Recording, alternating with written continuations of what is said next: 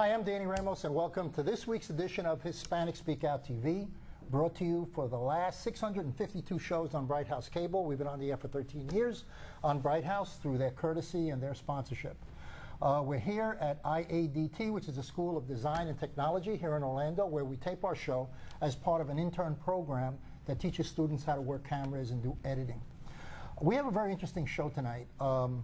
The show tonight reflects on domestic violence, but before I get into that, I want to introduce you to our magazine, which is called the Lawyers Directory and Magazine.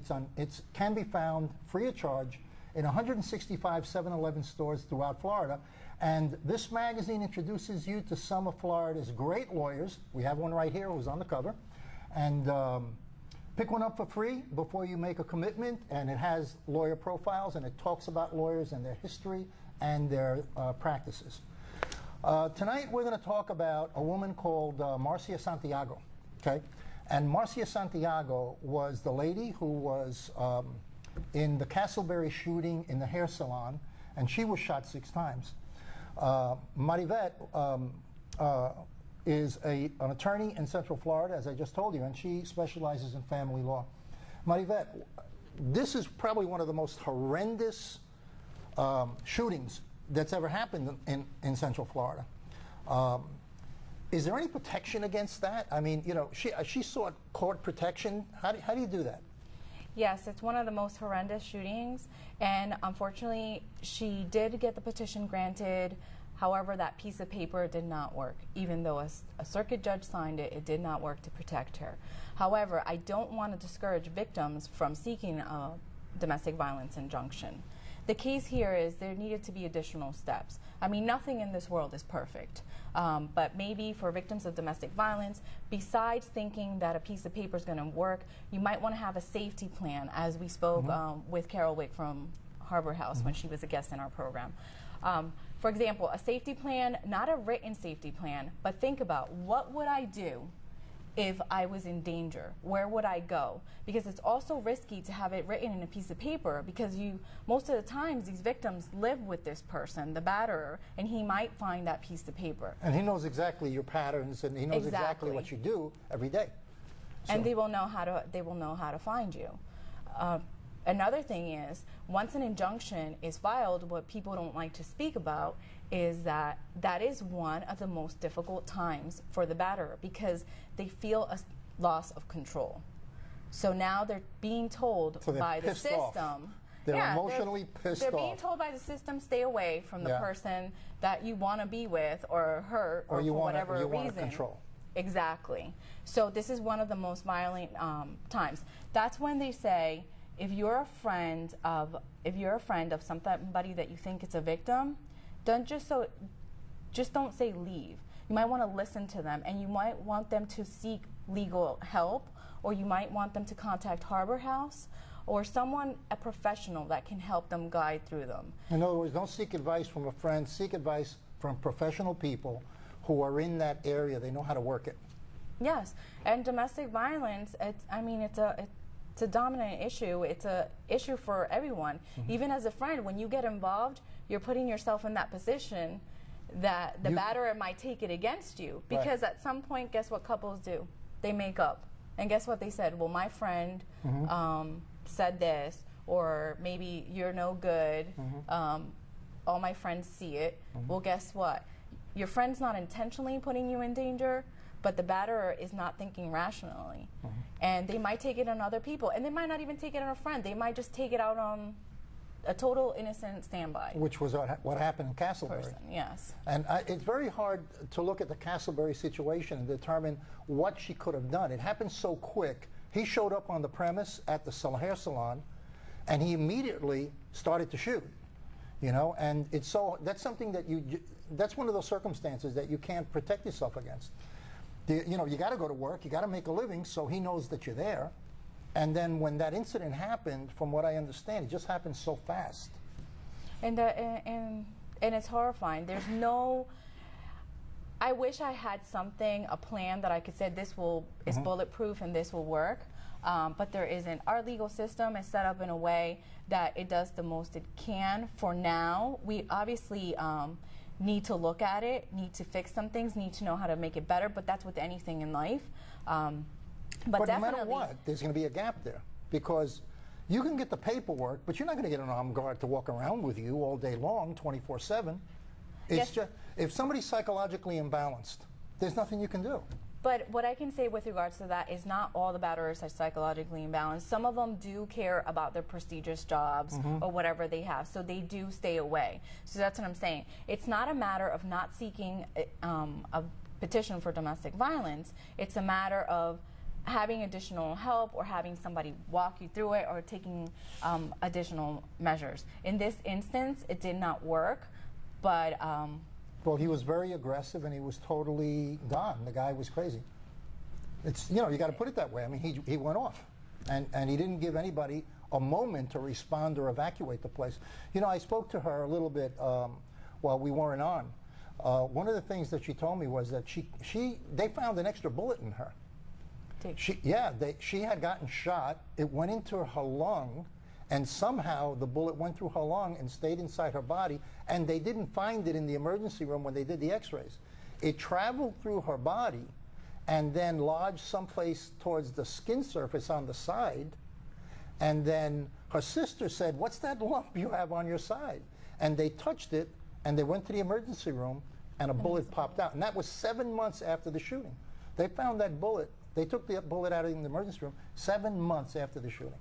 That's a remarkable, I mean, that lady has been destined to live for a reason. I mean, she's, you know, 6 bullets, a 7th bullet found 7 months later, and she was still alive. You know, and she got shot in the neck and in the head. And I think it was very courageous of her to come in the show, because there's a lot of victims that can't speak about it, and the only way to educate the public and educate it ourselves is through listening through the other people's story and what they've gone through. I think that, you know, her solace has been religion. She's a very religious lady, and I think that she found a certain amount of depth in dealing with it, a very strong inner strength in dealing with it because of her religious beliefs. And that's what actually, I think that's what actually brought her through. And she believes that. And I think I believe it, because her survival is an amazing, amazing story. It really, really is. Her family is going to need to be there. She needs a very supportive group to get her through this. But unfortunately, there's people that are in domestic violence situation that don't seek help because they don't have anywhere to go to. And that's where they want to know that there are places to go to. Yes. And if in that particular case, probably the most outstanding place here in Central Florida is Harbor House. You know, we had Carol Wick here not too long ago, and she comes on the show every couple of months to talk about domestic violence. We have a situation here in Orange County where a woman dies every 2 weeks as a result of domestic violence in Orange County. So it's a horrendous situation. We're going to be shifting into that interview in a few seconds. If you're a victim of domestic violence, what should they do? We only have about 50 seconds. They need to seek help. You need to talk to your friends. You need to talk to somebody that you trust. Go to Harbor House if you want some information. Get educated. Try to have a safety plan, especially if you have kids. Like I said, I'm an attorney, but there's people that dedicate their lives to helping victims of domestic violence and have gone through the same thing that the victim has gone through that can better help you. With regards to the legal process, then you would need to speak to an attorney so that your petition gets filed and the correct legal standard is met. Okay. We're going to break now, and we're going to slide into the interview right now with Marivette Zoma Velez Estrada and Marcia Santiago, the victim of the Casselberry shootings. Ahora puedes demostrar tu orgullo hispano mientras manejas en la carretera con la nueva tablilla o placa de auto hispana conmemorando los 500 años del descubrimiento de Florida por Juan Ponce de León. Obtén tu tablilla hispana este año y harás la diferencia. Solo 1000 se necesitan para hacerla permanente. Su donativo ayudará a estudiantes con becas. Nuestra comunidad se beneficiará con más programas y servicios. Resalta nuestra cultura, nuestras raíces. Demostremos que en la unión está la fuerza. Obtén tu tablilla hispana en el Departamento de Vehículos de Motor más cercano o llama hoy al 321-277-0850.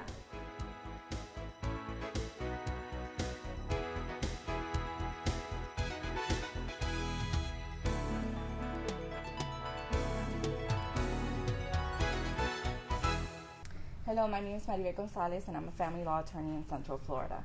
Today, as a guest to my left, I have Surma Velez Estradas, who is a community activist, and I have Marcia Santiago, who's a victim survivor of the most horrifying shooting in Casselberry, Florida this year. And Marcia, we just wanted to talk to you a little bit more because the public wants to hear your story. Isn't it true that on October 5th, you filed a petition for a domestic violence injunction? Sí, es correcto, ¿no? Que el día 5 de octubre tú pusiste una petición para que hubiera una orden de protección para ti.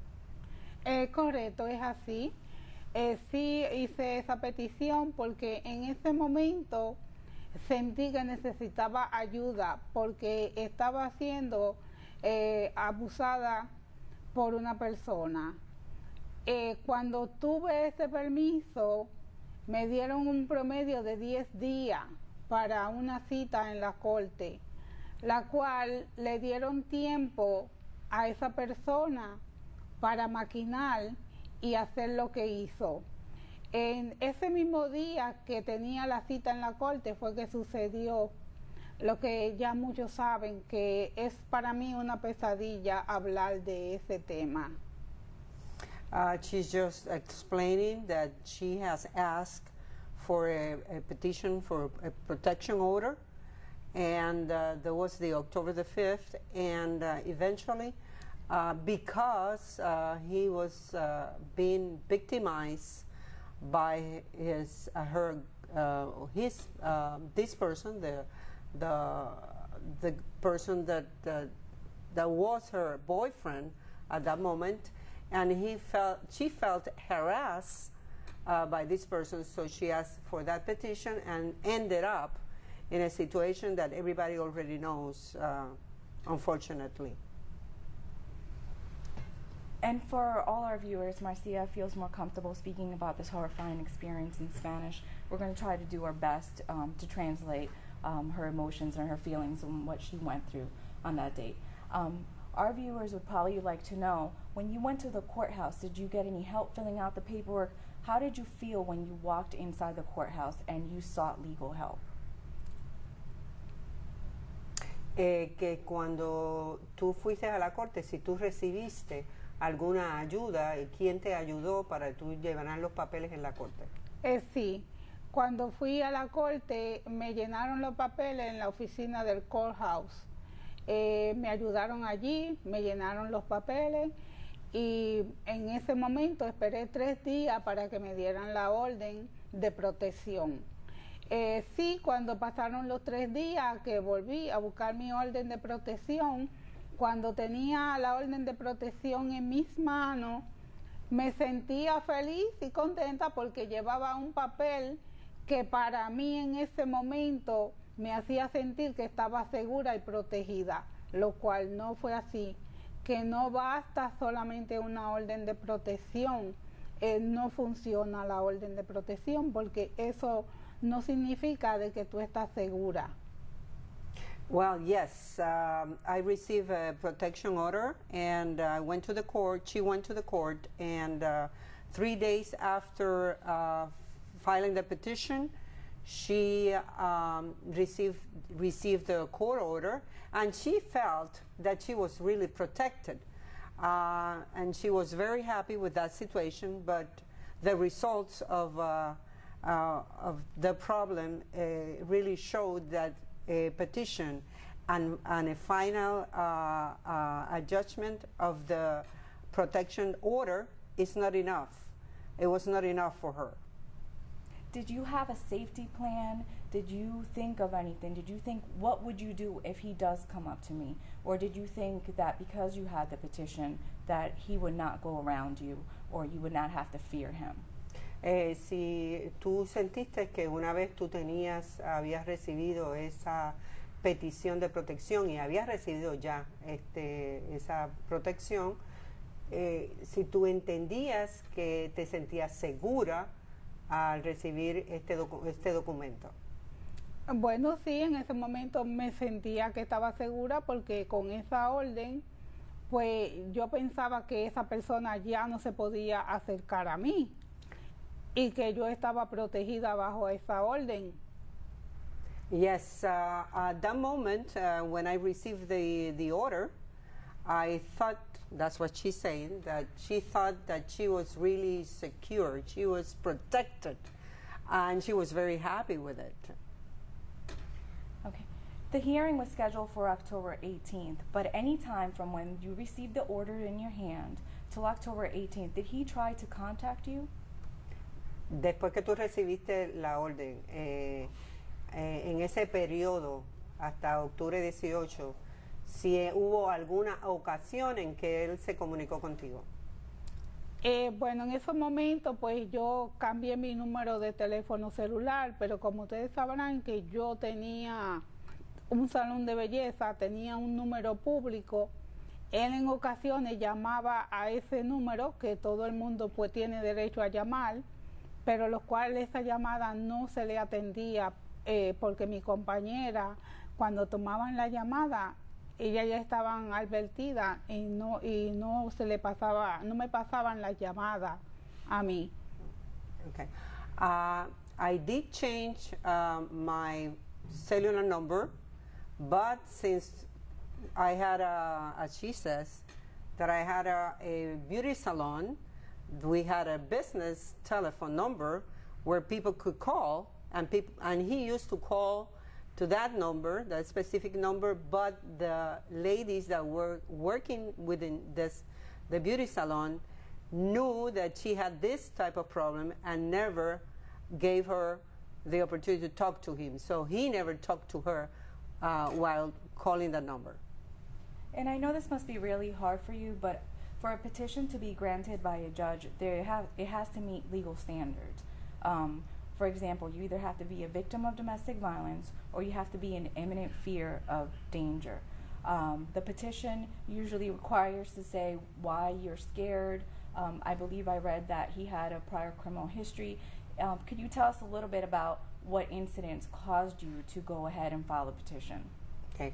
Ella está explicando que para tú solicitar una petición de protección hay unos pasos a seguir y hay unas reglas para que el juez autorice esa petición. Y sobre todo tú tienes que ser o una víctima de violencia doméstica o sentirte que tú estabas en un momento de que no te sentías protegida cerca de él. ¿Cuál fue la base que tú utilizaste para pedir esa protección al juez?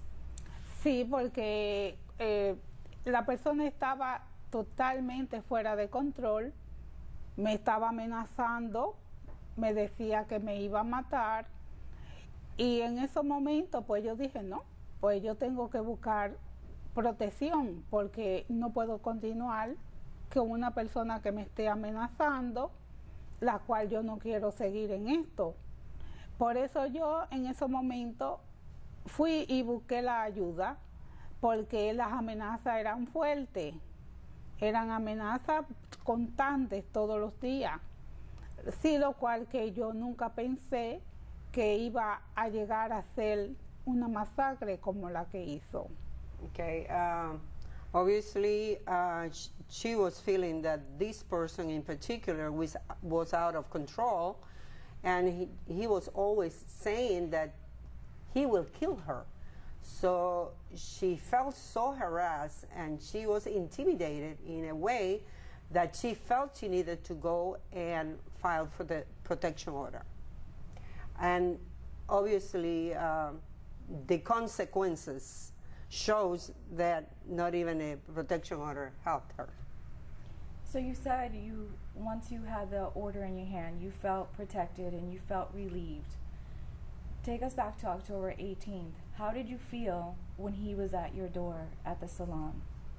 Yendo un poco hacia atrás, en el momento que ocurren los hechos, el día 18, si tú puedes explicar someramente o en forma corta, ¿qué fue lo que ocurre en ese momento cuando él llega?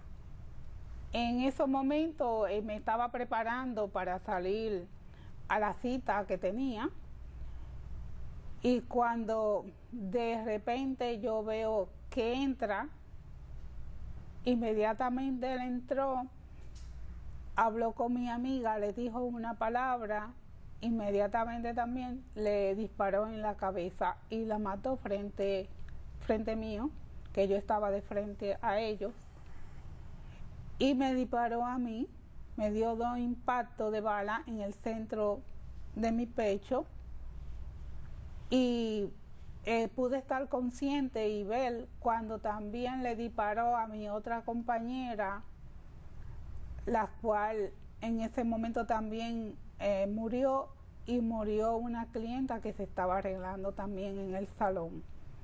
Y después pues siguió disparándome a mí, me hizo los impactos de balas que tengo aquí en mi cara, que son 2, uno acá y otro que me entró por acá, más yo me estaba defendiendo con mis manos y me hizo 2 disparos en las manos. Y pues ya en ese momento pues perdí el conocimiento y ya no supe de mí hasta 2 meses después. Eso es lo que le puedo decir en estos momentos, porque es un trauma, es algo que solamente el que pasa por un momento así sabe lo que se siente. El tú estar enfrente a la muerte, en ese momento te pasan tantos pensamientos en segundos que tú no puedes imaginar que tú puedes pensar en ese momento tantas cosas. Y es algo que te causa un dolor tan grande, es que solamente Dios puede ayudarte y solamente Dios puede pararte. ¿Qué fue lo que Dios hizo conmigo? Que Dios me paró y Dios, lo digo, me resucitó, porque yo morí y volví a la vida. Y por eso es que yo celebro la vida y nuevo sendero que me ha ayudado a levantarme con las terapias, con apoyo. Ellos son los que me han ayudado. Diana Mejía, que hace 5 años que me conoce, donde yo trabajaba antes, que ya ella tenía su fundación, ella me conocía y ella me vio en la noticia y ella fue y me buscó a mi casa, y por eso fue que ella empezó a trabajar conmigo, porque ya ella me conocía de hace 5 años atrás, cuando ella empezó su fundación. And for our viewers, in respect for the victim and to really capture what she has said to us today and not distort anything from her horrendous story, we're going to have to translate this and put it on a separate document, or we'll translate it on the bottom of the screen for you to review. And thank you, Marcia, for sharing that with us. So that's why I wanted to talk to you. Being a victim and a survivor, are you going to counseling now?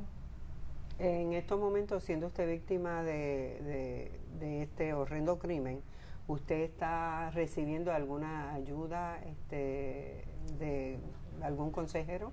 Sí, claro que sí. Nuevo Sendero me proveyó también esos servicios. And do you have nightmares? Claro, algunas veces. O sea, que tiene momentos en que usted recibe en su mente pesadillas. Sí, tengo pesadillas. ¿Qué tipo de pesadillas? Sueño que con la persona, sueño que me están persiguiendo, que despierto sofocada, me desvelo. Yes, she has nightmares, and she really sees that the person that committed the crime, he's coming back. Marcia, we just want to thank you for taking the time to come and speak with us and sharing your story. I know it was very difficult for you to let us know what you're going through. I also want to tell the community, domestic violence is not only a sole individual issue, it's a community issue. It's a horrendous issue. Obviously, in this case, Marcia did everything she could with regards to filing a petition of domestic violence injunction. It was granted, yet a piece of paper did not work. A piece of paper does not work without a safety plan, without people that can help you, and without some framework. Statistics say that the most dangerous time for a victim is when you file the petition for an injunction. And why? It's because the batterer feels like he's lost control. However, in no way do I want this program to seem as you should not file a petition for domestic violence, because you should. However, you should have a safety plans, and you should have other things in place, and be prepared and program your mind on how you're going to automatically react if something horrifying like this happens, and be as prepared as you can. That's all we can do for now. And once again, this is a community issue, not a person. If you are a victim or know someone who is a victim, please seek the help of Harbor House or El Sendero. Nuevo Sendero. Thank you, Marcia, for being a guest in this program, and thank you, Suma, for also being a guest in this program and helping us interpret the victim's words and her story. Thank you once again, and good night.